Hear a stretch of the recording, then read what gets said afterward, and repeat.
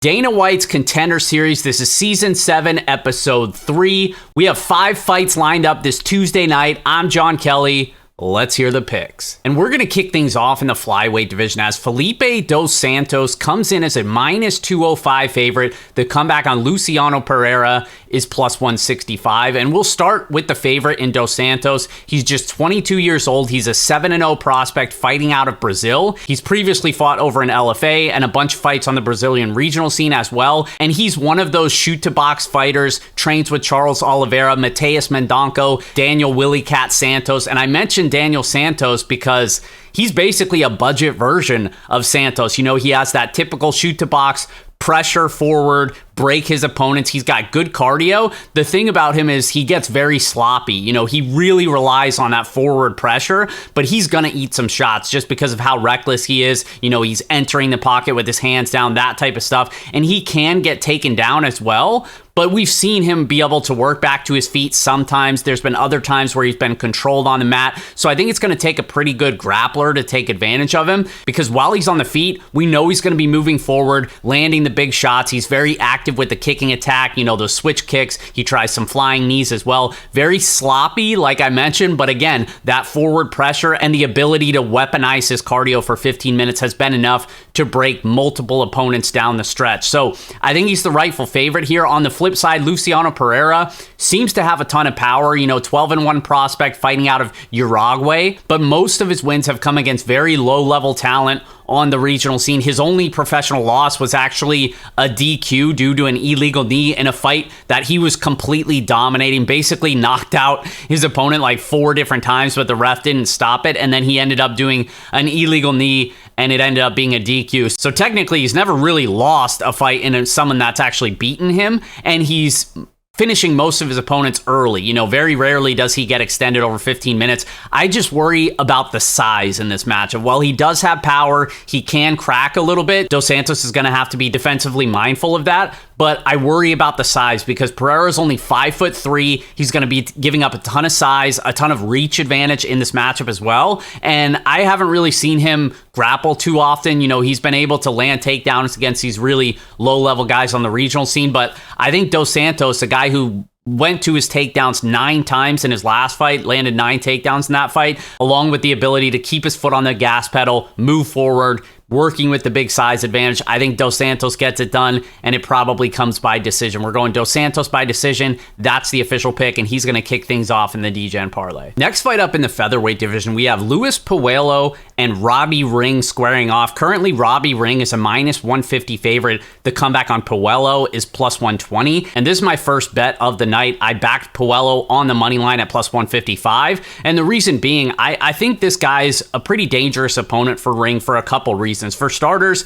he's a 7-1 prospect fighting out of Peru. 6 of his 7 wins have come by knockout, and he's basically just looking to move forward. Similar to Dos Santos in that first fight we talked about, he really relies on that forward pressure. The difference being Puello is much more powerful and much cleaner. He's very technical with his boxing approach. If you let this guy get off on boxing combinations, you're probably going to sleep. Now, he is very one-dimensional in his approach in that he is basically just a volume power boxer.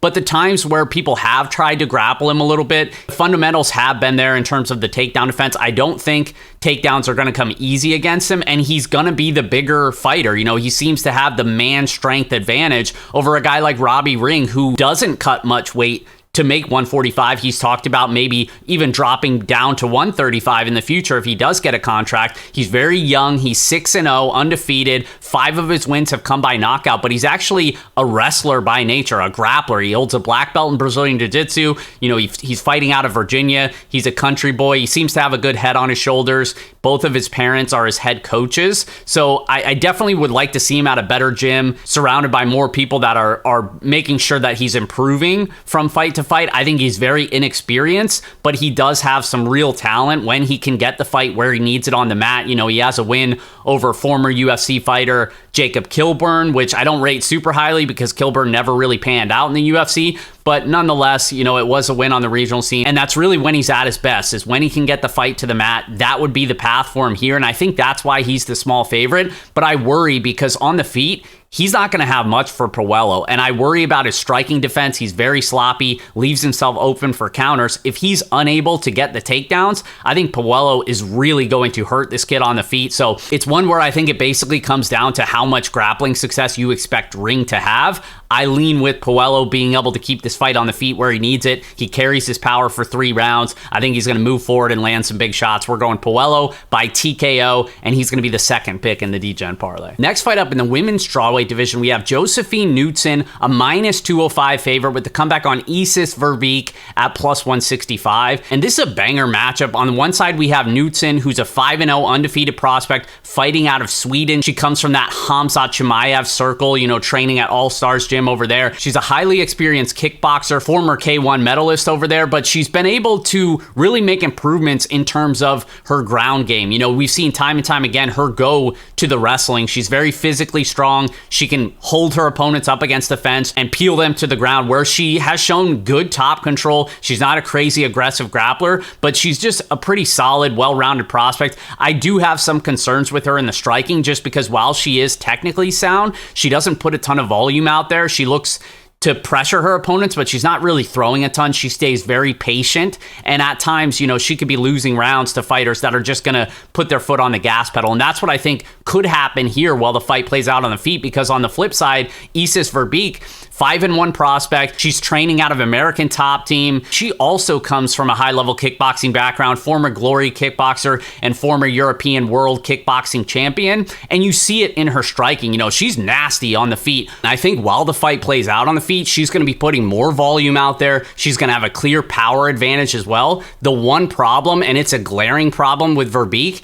is that she's so one-dimensional. She reminds me of Antonina Shevchenko, a very solid kickboxer, but once you get her to the ground, she really doesn't know what to do. She's been taken down by a lot of the opponents that she's faced. She struggles to work back to her feet as well. And I think that's going to be the biggest advantage in this fight in Knutson. So even though I think Verbeek is the better striker and should be winning the minute standing, I think the takedowns will be there for Knutson. I think she could also hold her up against the cage. And once the takedowns do come, I don't expect Verbeek to be able to work back to her feet. So I think Knutson is the rightful favorite due to the grappling upside. We're going Knutson by decision, and she's going to be the third pick for the DGen parlay. Which brings us to our next matchup. This one's in the welterweight division, as Kike Brito comes in as a minus 160 favorite with the comeback on Oban Elliott at plus 130. And we'll start on the Brito side. He's a 16-4 prospect fighting out of Brazil. He's an extremely powerful striker. 13 of his 16 wins have come by knockout. He wants to move forward. He fights with his hands down. He's just worried about putting hands on you, and when he does, he can put your lights out. The one concern with him is his takedown defense, and that's basically been the story of most of his professional losses. It was against guys that were able to mix in the grappling. He has very poor takedown defense, does hold a brown belt in Brazilian Jiu-Jitsu, but doesn't seem to be a huge submission threat. And I think that's why this line is where it is, because I think on the feet, Brito, there's no question about it. He's a much better striker than Elliott, going to have a clear power advantage. I think the narrative is that Elliott is going to be able to mix in the grappling, because you've seen him go to that over in Cage Warriors. He's an 8-2 prospect. 5 of his 8 wins have come inside the distance, but he basically looks to mix in the wrestling. And even though his wrestling is not super technical, he's been able to do that against these lower level guys on the regional scene. He does have a couple quality wins as well, but he's not like this amazing wrestler or great grappler. A lot of times he's struggling to control his opponents on the mat. He was also drastically outgrappled by Michael Figlak. He fought another guy, Flaminas, on the regional scene, who basically dominated him in the grappling, ended up getting a TKO stoppage. We've also seen him have some issues with his gas tank as well. So it's like, if I don't really expect him to have a ton of success controlling Brito on the mat, I think he's losing the striking. I think Brito clearly has a cardio advantage and clearly has a power advantage.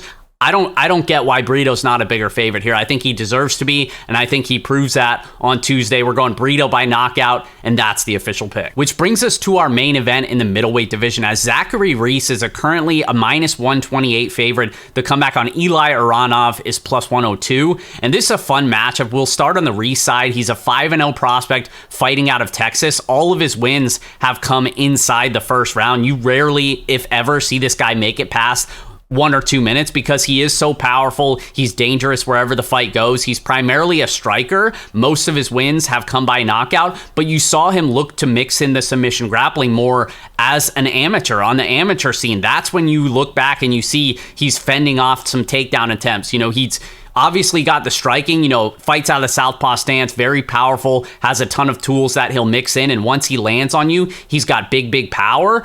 But you saw on the amateur scene where he's going to his front choke series, he's defending takedowns up against the fence. He seems like a pretty decent prospect. Obviously hasn't been tested that greatly. Does have a win over Aaron Phillips, who previously fought on The Ultimate Fighter. He also went to a decision. He lost, but he went to a decision, made it 15 minutes against Kevin Holland early on as an amateur. So it's not like he's only fighting these bums. And then on the flip side, Oranov, he hasn't faced a ton of great competition. He has 1 or 2 solid wins. He's basically a powerful wrestler. He's shorter, going to be giving up a ton of size in this matchup, like 5 inches of height, 6 or 7 inches of reach. He's going to need to close distance and go to the grappling. And that's what he's good at, is when he can go to do his takedowns. He's got good control on the mat. He can threaten with submissions as well. I just really worry about the power. I worry about the size difference. I think Reese can catch him coming in. I think Reese, being the much bigger fighter up against the fence, is going to be harder to take down than what Oranov is used to.